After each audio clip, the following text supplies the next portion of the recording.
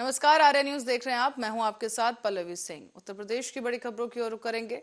स्वास्थ्य मंत्री ब्रजेश पाठक लगातार जिलों में जाकर स्वास्थ्य सेवाओं की जमीनी हकीकत देखकर उनमें सुधार करने के लिए निर्देश दे रहे हैं, लेकिन उसके बाद भी जिलों में स्वास्थ्य सेवाओं की जिम्मेदारी संभालने वाले डॉक्टर प्रदेश सरकार के मंसूबों पर पानी फेरते नजर आ रहे हैं।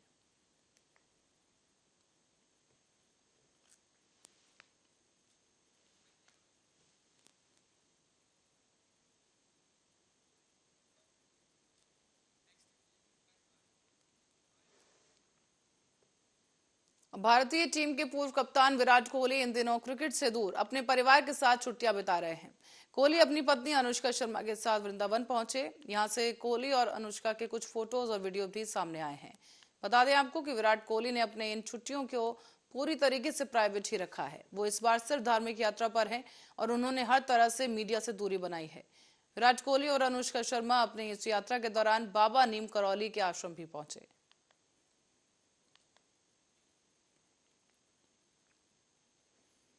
अब बिजनौर जनपद में बढ़ती आवारा पशुओं की संख्या में किसानों की फसलें पूरी तरह से बर्बाद हो गई हैं। इसी को लेकर किसान हताश और परेशान हैं। आज इसी बीच एसडीएम चांदपुर ऋतु रानी और सीओ चांदपुर सुनीता दहिया ने नूरपुर थाना क्षेत्र के गांव गुहाहर में जाकर जो पंचायत घर है उसमें पहुंचकर गांव के लोगों से बैठक की। साथ ही सभी ग्रामीणों को आवारा पशुओं के संबंध में जागरूक किया गया।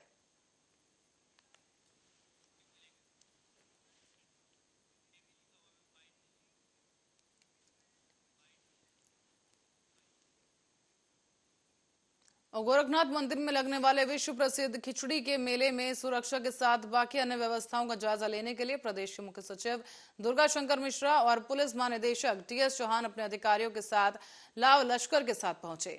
बता दें कि मंदिर परिसर में यह मेला मकर संक्रांति पर्व से पहले ही शुरू हो जाता है, लेकिन हर साल संक्रांति के दिन गोरखनाथ मंदिर में खिचड़ी चढ़ाना आसपास के जिलों के अलावा नेपाल और अन्य देशों से भी लोग खिचड़ी चढ़ाने यहाँ पहुंचते हैं।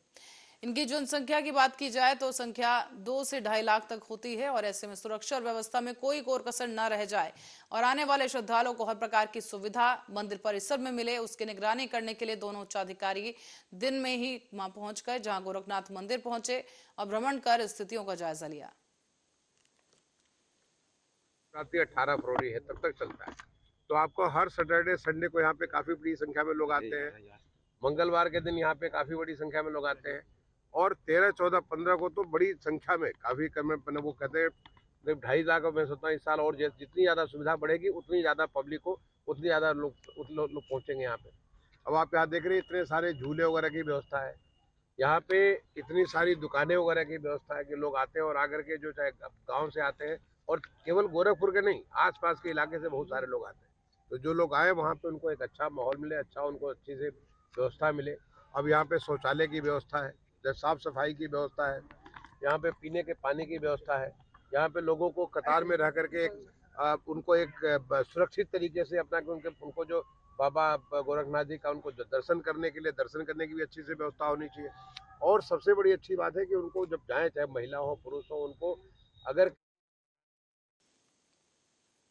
और डीएलसीएल के राजस्थान में होने वाले टूर्नामेंट के लिए सिलेक्ट ज्योति यादव के सामने उसकी गरीबी राह का रोड़ा बन गई है। खेत से क्रिकेट खेलकर चयनित मजदूर की बेटी अपना क्रिकेट किट, ट्रैक सूट और जूते तक खेलने के लिए नहीं जुटा पा रही है। कर्ज लेकर बिटिया के साथ दिल्ली कंपटीशन में गए हुए पिता काशीनाथ यादव के सामने अब बेटी को फिर वापस दिल्ली ले जाना मुसीबत बन गया है। बहुत हैं यहाँ पर, हमारे पास कुछ नहीं है, न पैसा है, न उसको पहनने के लिए है, न उसको खाने के लिए है, न उसको रहने के लिए, घर भी नहीं है। और कैसे हम अपना यहाँ रह रहे हैं। हमारे 5 लड़की हैं, 1 लड़का है और लेबराना हम करते हैं। कभी लेबराना का काम मिलता है, कभी नहीं मिलता है, अपना उसी से जीवन कर रहे हैं। और दिल्ली तो मैं ही लेके गया था उनको खिलाने के लिए, पैसा भी उधार बाड़ी पैसा ले करके दूसरे से टिकट निकाल करके तो गया। अभी आया तो उनका पैसा भी नहीं, जिससे लिया था मैं टिकट के लिए, वो पैसा अभी नहीं दिया उनको, मेरे पास है ही नहीं अभी। और पैसे की वजह से हमारी बच्ची जो है खेलने नहीं पा रही है। नहीं, अगर पैसा रहता उसके पास, हमारे पास रहता तो मैं उसको लेके जाता, खिलाता और उसको जो चाहे वो उसको देता मैं। और उसके पास कपड़ा भी नहीं है, न कुछ खाने पीने का कोई हम खिला सकते भी नहीं है उसको कि कुछ खिला दें, थोड़ा मजबूत हो जाए और आगे हमारी हौसला बढ़ावे वो। मैं तो यही सोच रहा हूँ। क्रिकेट खेलते हैं हम। कितने कब से खेलते हैं पूरा? 9 साल से खेलते हैं और लड़कों के साथ मैं क्रिकेट खेलती हूँ। गांव के खेत से क्रिकेट खेलती हूँ। अच्छा, तो क्या है लड़कों के साथ कैसे खेलना शुरू किया? लड़कों के साथ खेत में जब मैच होता है तो हम भी जाते हैं साथ में खेलने। वो लोग बुलाते हैं हमें खुद खेलने के लिए, क्योंकि मैं उसमें कप्तान रहती हूँ। जब मैं वहाँ जाती हूँ तभी मैच चालू होता है। अपने गांव की कप्तान है आप? जी जी। क्या है आपका सिलेक्शन हुआ है कहीं? दिल्ली में सिलेक्शन हुआ है, जो 15 जनवरी को मैच खेलने जाना है, लेकिन मेरे पास कुछ है नहीं तो मैं कैसे जाऊँगी। क्या क्या नहीं है आपके क्रिकेट पास? किट नहीं है, बैट नहीं है, जूते नहीं है, जाने का टिकट नहीं है, वो भी निकला है। खाने पीना का भी वहाँ जाएंगे तो बहुत ज़्यादा पैसा लगेगा, तो मेरे पास अभी कुछ ऐसा व्यवस्था नहीं है कि मैं वहाँ जाके खेल सकूँ। पापा क्या करते हैं आपके? पापा मेरे मजदूर करते हैं, मजदूरी। अच्छा, कितना कमाते हैं पापा? 200-300 कभी लगता है काम, कभी नहीं लगता है। और लखीमपुर खीरी के कोतवाली सदर के सलेमपुर में बने हुए शुभ आदर्श हॉस्पिटल के डॉक्टर पर बंदूक से जान से मारने की कोशिश की गई। बताया जा रहा है कि नाली को लेकर मामूली विवाद हुआ था, जिसके बाद डॉक्टर से मारपीट की गई और हवा में हथियार लहराए गए।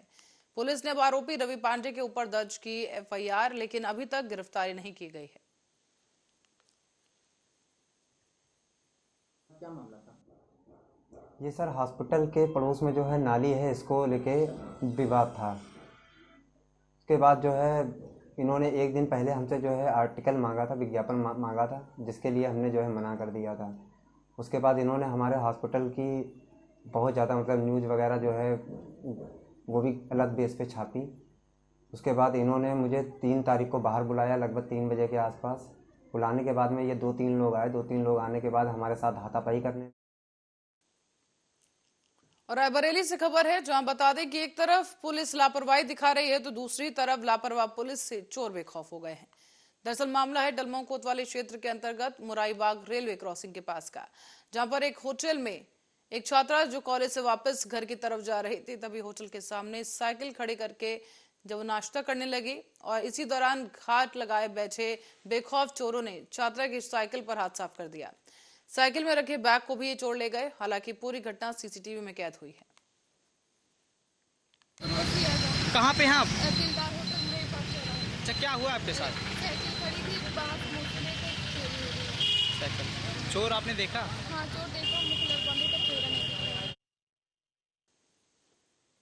और लखनऊ से खबर बता दें आपको कि होटल विश्वनाथ प्रॉपर्टी विवाद में जेठ ने अपने ही छोटे भाई की पत्नी को होटल के बाहर निकाल दिया है। इस दौरान जेठ ने बहू और बच्चों के साथ उनका सामान भी निकाल दिया और सड़क पर फेंक दिया। बताया जा रहा है कि ये पूरा परिवार होटल में रहा करता था और इसी के बाद से ही बहू समेत मासूम बच्चों का भी इस वक्त बुरा हाल है, क्योंकि वो बेघर हो गए हैं। पेरेंट्स को आ जाने से फिर आप कुछ करिएगा, चुपचाप बैठो नहीं तो मार देंगे। यहाँ पे कितने सालों से पढ़ाई कर रही हो आप? अभी जल्दी है। यहाँ पे तो कभी बैठ। और अयोध्या में जहां 2 रसोइयों के विद्यालयों में झाड़ू ना लगाना भारी पड़ गया है। आपको बता दें कि प्रधान अध्यापक रविंद्र प्रताप गौतम और ग्राम प्रधान ने विधवा रसोईया निर्मला और हौसला प्रसाद को विद्यालय में झाड़ू ना लगाने पर विद्यालय से बाहर निकाल दिया है। तो इन परेशान रसोइयों ने जिला बेसिक शिक्षा अधिकारी और जिला अधिकारी से न्याय की गुहार लगाई। ऐसा था कि उन्होंने कहा कि मतलब कमरे में झाड़ू लगाओ, जिसमें बच्चे बैठे हुए हैं तो उसमें झाड़ू लगाइए। तो सर हम लोग रसोइयाँ हैं, रसोइयाँ मतलब झाड़ू लगाएंगे, साफ़ करेंगे कि हम पूरे कमरा और मतलब फील्ड बहारेंगे, साफ़ करेंगे। हाँ। मतलब हम 2004 से काम कर रहे हैं और मतलब उसमें अभी तक मतलब कर रहे हैं। अब इन्होंने जो है मतलब इसी के कारण हम लोगों को निकाल दिया, मतलब कि पूरा कमरा साफ कीजिए। और डाले हुए करीब 12-14 खाना बनाने जाती थी तो उन्होंने कहा था कि झाड़ू लगाइए, तो हमने साफ इनकार कर दिया। तो उन्होंने कहा कि जब झाड़ू नहीं लगाओगी तो आप यहाँ पर से निकल जाइए, भाग जाइए। 2 बार गई थी झाड़ू लगा, मतलब कमरा में मैंने कही थी कि मैं झाड़ू लगाऊंगी और खाना भी बनाऊंगी, तो कहे नहीं हम मैंने रख लिए हैं, आपकी ज़रूरत नहीं है, आप चले जाएंगे। सफाई में सफाई करनी है। और अब खबर हमीरपुर से है। बता दें कि महिला थाने के सामने सास बहू ने जमकर मारपीट की और वहीं इस पूरी मारपीट का वीडियो अब सोशल मीडिया पर वायरल हो रहा है। आपको भी हम वीडियो दिखा दें कि यहां मारपीट के दौरान मौके पर पहुंची पुलिस ने बीच बचाव किया और महिला पुलिस कर्मियों ने उनके आने के बाद मामले को शांत करवाया गया है।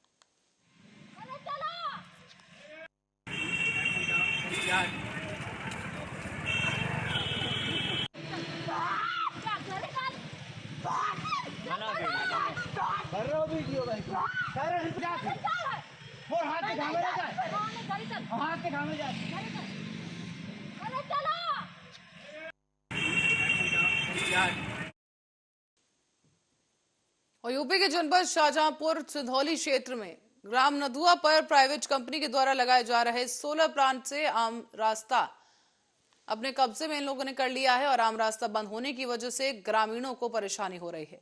ग्रामीणों का कहना है कि इसका विरोध किया जा रहा है और मौजूदा प्रधान पर आरोप लगाते हुए कहा गया कि प्रधान के द्वारा ग्राम पंचायत की जमीन भी सोलर प्लांट के कब्जे में करवा दी गई है।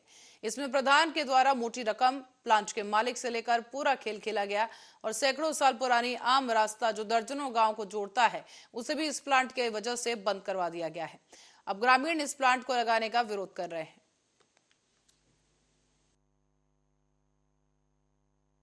हुए यहाँ सैकड़ों बरस से ये रास्ता चल रही है और प्लांट वालों ने यहाँ ये रास्ता दूसरी पहले तो कहा ये अपनी हम लेबरों के लिए रास्ता बना रहे हैं और हमारी जो मेन रास्ता थी वो इन्होंने रात में हमारे गांव की जो लेबर चल रही थी उसको आपने शाम को भगा दिया 5 बजे के बाद कि काम बंद हो गया। 1 घंटा पहले भगा दिया और लेबर भगाने के बाद इन्होंने रात में मशीन चला के रोड खसा के और अपनी दीवार बना दी।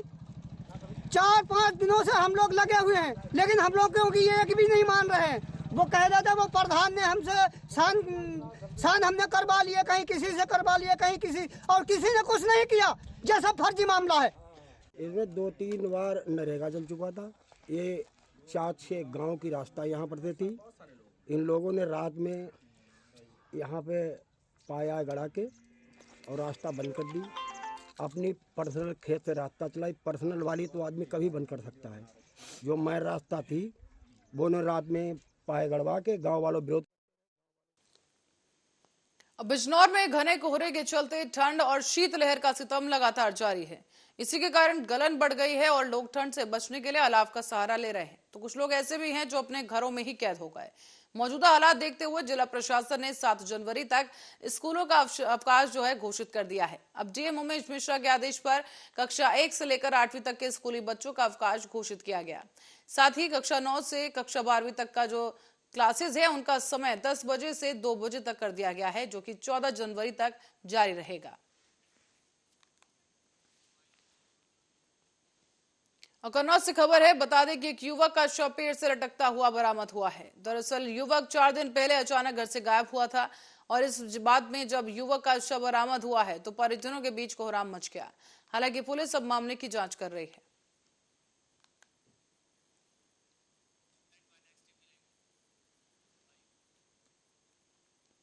मिर्जापुर में चुनार पुलिस ने दुष्कर्म पीड़िता क्षेत्र की विधवा महिला का जिला अस्पताल में इलाज के लिए उसे भर्ती कराया और मेडिकल का मुआयना करवाया है।